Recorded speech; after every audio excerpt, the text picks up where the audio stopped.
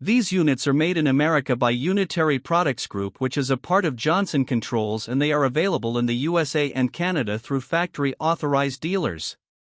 They use aluminized steel primary heat exchangers which resist corrosion but are not as durable as brands that use stainless steel.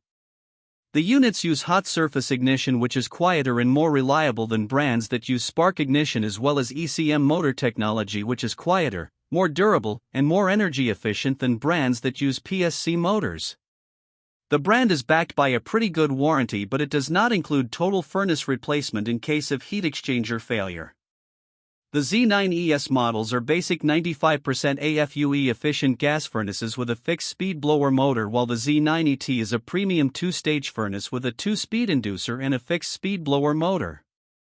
The TM9V model has a variable speed blower motor and the ability to communicate with the other parts of the home's HVAC system to maximize comfort and efficiency.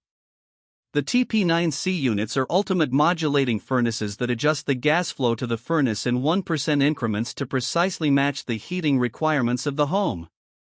This provides longer heating cycles, which provides more even temperatures throughout the home.